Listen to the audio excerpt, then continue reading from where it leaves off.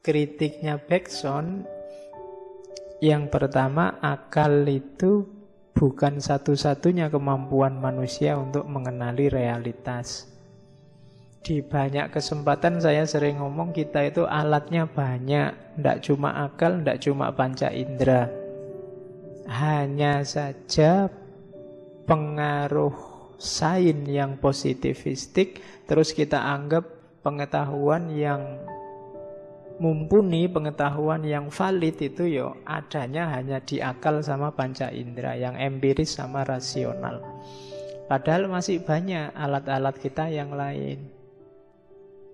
Kita masih punya nurani, kita masih punya naluri, kita masih punya imajinasi, termasuk nanti yang diangkat oleh Bergson, intuisi. Jadi kita punya banyak alat, cuma selama ini tidak banyak kita elaborasi, padahal mungkin penting. Ya contohnya misalnya hubungan sesama manusia, itu mungkin pasnya pakai nurani. Kalau hanya pakai akal, rasanya jadi kering. Kalau ada temenmu akhir bulan tidak punya uang, duitnya habis, terus utang padamu, itu secara rasional pakai akal. Kalau kamu tidak ngutangi dia, ngutangi tidak enak ya, memberi hutang dia. Nah, pikiranmu ngeres saya ngomong ngutangi.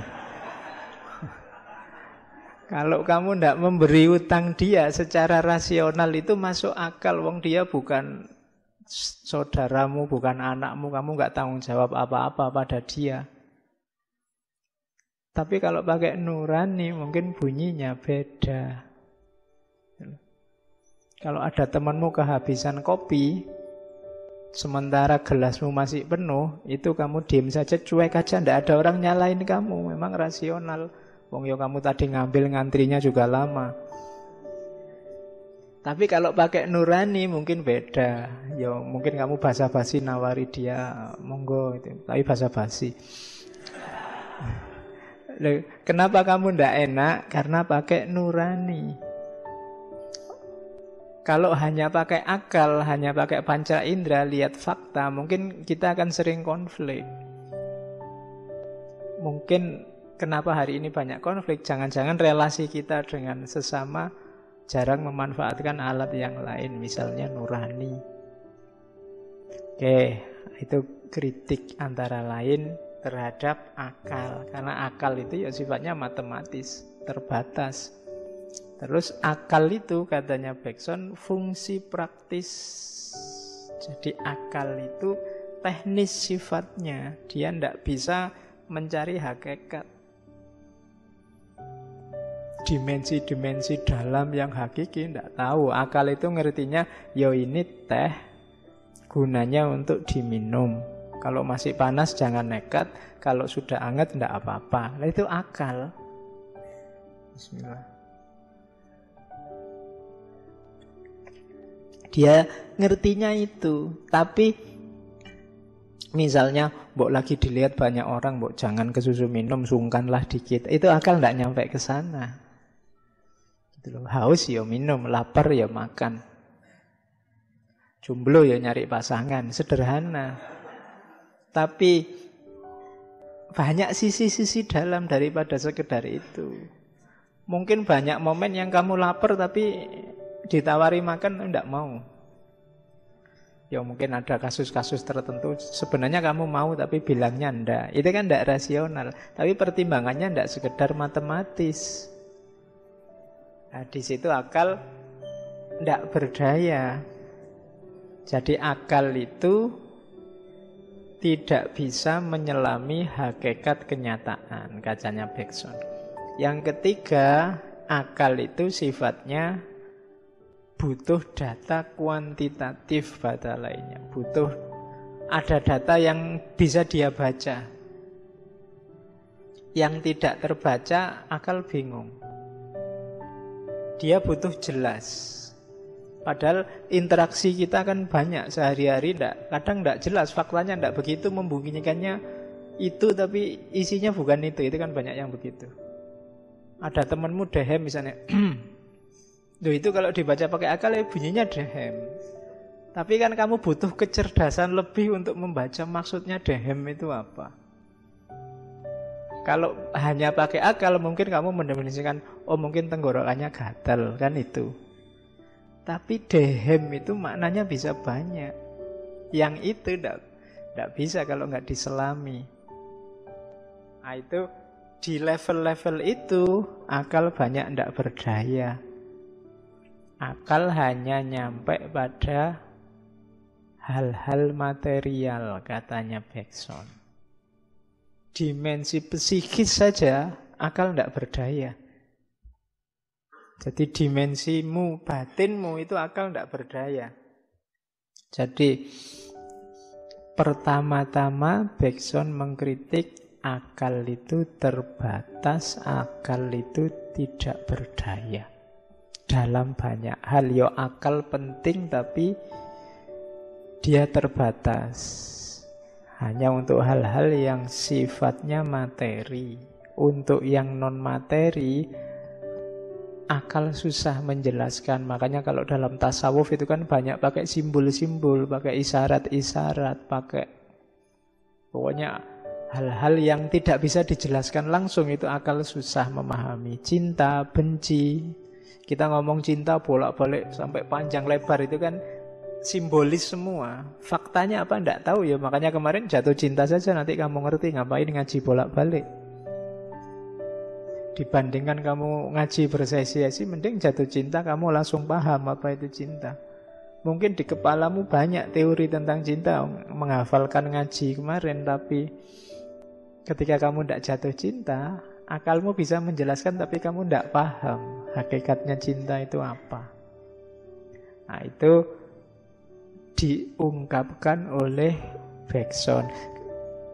Kalimat semacam ini hari ini biasa, sudah sangat banyak orang yang tahu kalau akal itu terbatas. Tapi zaman itu, akhir abad 19, awal abad 20, ini luar biasa. Karena orang sedang gandrung-gandrungnya dengan sains. Puncak peradaban modern kan itu, 1920 itu. Kalau hari ini kan orang menyebutnya postmodern. Mungkin sebentar lagi sudah postmodern. Tambah mundur, tambah post. Nanti sampai postnya double 3. Post modern. Apa mungkin Pak? Ya mungkin aja. Wong pikirannya manusia berkembang. Ndak mandek. Oke, nanti kalau dibikin mandek, tidak mungkin Pak postmodern terakhir ya. Nanti postmodernnya jadi agama, jadi ideologi. Pasti berkembang. Oke, jadi yang pertama-tama kritik pada akal. Makanya peradaban modern itu bahaya kalau hanya positivistik, katanya Bergson. Itu saya potong ada dari kalimatnya Bergson. Untungnya, katanya Bergson, ada beberapa orang yang terlahir dengan sistem kekebalan spiritual. Itu kalimatnya ya. Ada orang yang mungkin pernah diimunisasi spiritualitas. Ya. Yang cepat atau lambat akan menolak pandangan dunia ilusif yang dijejalkan sejak lahir melalui pengkondisian sosial. Mereka mulai merasa bahwa ada yang salah dan mulai mencari jawaban. Pengetahuan internal dan pengalaman eksternal yang kacau menunjukkan kepada mereka sisi lain realitas yang tidak terlihat orang lain. Lalu mereka memulai perjalanan menuju pencerahan. Setiap langkah dari perjalanan ini dilakukan dengan mengikuti kata hati dan bukannya mengikuti kerumunan. Lalu mengutamakan jalan pengetahuan dibanding nyamannya ketidaktahuan. Itu di sini banyak keyword.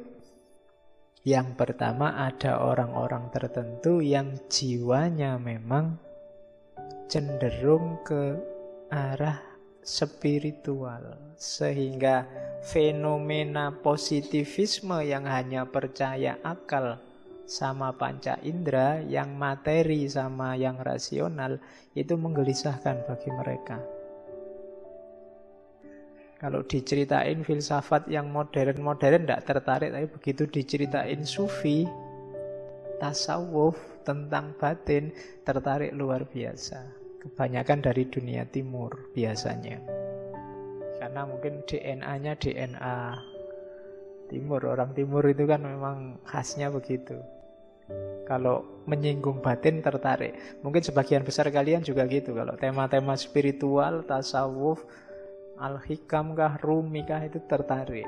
Mungkin DNA-mu memang DNA itu. Nah, di barat juga ada, cuma tidak banyak. Makanya katanya Bergson, ada orang-orang yang memang punya kualifikasi, punya kekebalan spiritual. Jadi diserang dengan yang duniawi dia tidak tertarik. Orang-orang ini nanti yang merintis jalan menuju pencerahan. Orang-orang ini cirinya apa? Yang pertama mengikuti suara hatinya. Itu nanti yang disebut intuisi. Kata hatinya. Saya tidak tahu kalian memahami kata hati itu seperti apa. Itu nanti dibedakan dengan kata akal. Jadi ikuti suara hatimu, kamu sebenarnya sudah ngerti. Dijelaskannya agak susah, makanya nanti intuisi itu penjelasannya harus agak panjang lebar. Dan tidak mengikuti kerumunan. Kerumunan yang manapun, apakah kerumunan 01 apa kerumunan 02. Jadi punya prinsip, punya pendirian. Entah pendiriannya ada di mana, tapi itu hasil pencariannya sendiri. Jadi bukan mengikuti kerumunan, mengikuti kata hati, mengutamakan pengetahuan, bukan kenyamanan. Karena jalan pengetahuan itu kadang-kadang tidak nyaman. Banyak kebenaran yang mengagetkan, banyak kebenaran yang kita enggan menerimanya karena tidak cocok sama mau kita. Memang jalan pencerahan itu agak menyakitkan. Dulu Buddha itu mengejar pencerahan kan sengsara sekali. Nabi Muhammad juga di Gua Hiro harus uzlah, meninggalkan keluarga, meninggalkan masyarakat. Jadi memang di antara jalannya untuk pencerahan itu harus menjauh sebentar dari kerumunan. Kenapa orang butuh menjauh? Sering saya bilang, karena orang yang ada di dalam sangat terlibat, biasanya susah objektif. Bukan berarti tidak bisa objektif, tapi susah objektif karena dia muter di situ, bulet di situ. Tembok itu, kalau wajahmu nempel di tembok, kamu tidak tahu dia warnanya hijau apa putih. Kalau nggak percaya, kamu coba. Untuk tahu dia hijau atau putih, menjauh sedikit. Jangan terlibat di situ. Kalau kamu ada di situ terus, kamu tidak jelas iki warnanya apa. Nah, itu gunanya menjauh sebentar dari kerumunan, dilakukan dulu para sufi, para spiritual.